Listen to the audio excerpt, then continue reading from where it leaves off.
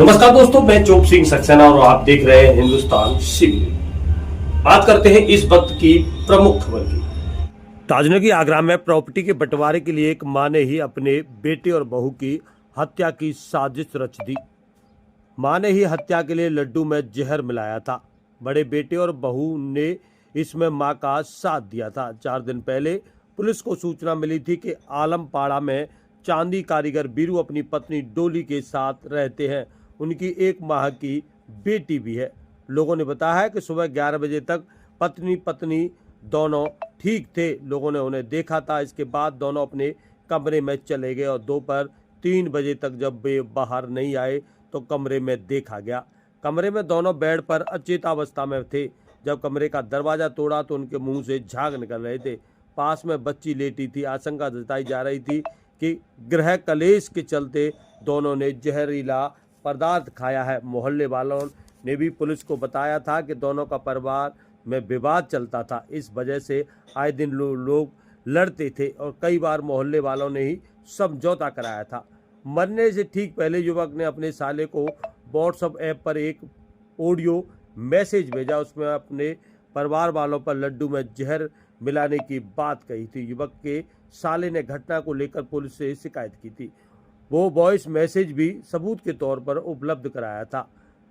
आजमपाड़ा के रहने वाले विनय उर्फ बीरू 25 वर्ष की शादी 17 फरवरी 2024 को सिकंदरा के अटूस गांव की डॉली 21 वर्ष से हुई थी। जॉइंट फैमिली में विनय की मां, 4 भाई और 1 बहन रहती है। विनय के पिता का 3 साल पहले बीमारी की वजह से निधन हो गया था। डॉली के भाई संदीप 19 वर्ष ने बताया कि बहन की शादी के बाद से ही ससुराल वाले बाइक और लाखों रुपए की मांग कर रहे थे। विनय ही अपने भाइयों से नहीं बनती थी।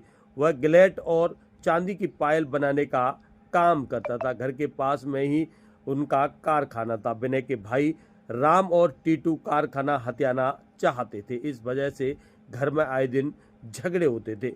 मृतका के भाई संदीप ने बताया कि जब उसकी बहन प्रेग्नेंट थी तो एक ही घर में रहने के बाद भी सास जेठानी ननद देखभाल नहीं करती थी। मेरी बहन अकेले ही सारा काम करती थी। उसका ख्याल रखने वाला कोई नहीं था। 19 दिन पहले एसएन अस्पताल में ऑपरेशन में मेरी बहन ने बच्ची को जन्म दिया था। डीसीपी सिटी सोनम कुमार ने बताया कि 5 लोगों पर आरोप थे। बीरू के साले ने जो सबूत दिए थे उसके आधार पर मुकदमा दर्ज किया गया था। टीमों को जांच के लिए लगाया गया था। आरोप बीरू की मां, बड़े भाई, भाभी और छोटे भाई और बहन पर थे। इसमें से मां और बड़े भाई और भाभी और छोटे भाई को गिरफ्तार कर लिया गया है। विश्राम सुरक्षित रखा गया है और रिपोर्ट आने पर अग्रिम कार्रवाई की जाएगी। तो जानिए डीसीपी सिटी सोनम कुमार से क्या है पूरा मामला।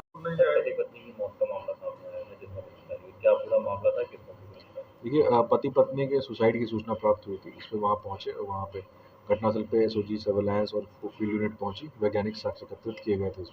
तो इसमें जो विसरा है उसको प्रिजर्व कर लिया गया था। वादी की बेटी, सास, जेठ, जेठानी और देवर पे कुछ आरोप लगाए गए थे। उस क्रम में मुकदमा पंजीकृत किया गया और इसमें 4 लोगों को गिरफ्तार किया गया है। टीटू, राम कुमार और 2 महिला अभियुक्ता को इसमें गिरफ्तार किया गया है। इनको जेल भेजा जा रहा है। जो फाइनल रिपोर्ट आएगी, विसरा की रिपोर्ट आएगी, उसके हिसाब से आगे की विवेचनात्मक कार्रवाई की जाएगी। बिल्कुल उसी वॉइस मैसेज की वजह से इसमें जो मुकदमा पंजीकृत किया गया है वो 103(1) और 61(2) BNS धाराओं में किया गया है। आगे की विवेचना में जो भी रिपोर्ट्स आएंगी, पीएम रिपोर्ट, विसरा रिपोर्ट, इन सब के आधार पर और जो वॉइस है उसकी सैंपलिंग के आधार पर हम लोग इसमें फाइनल जो भी निकल के आएगा उसके हिसाब से कार्रवाई। गिरफ्तार किए थे उनके मृत्यु से क्या जैसा कि मैंने अभी आपको बताया कि आरोप अपनी 60 जेठ, जेठानी और देवर पे लगाए गए थे। उन लोगों को गिरफ्तार किया गया। और इसी के साथ बने रहिए आप हिंदुस्तान शिविर न्यूज और देखते रहिए आंखों देखा हाथ।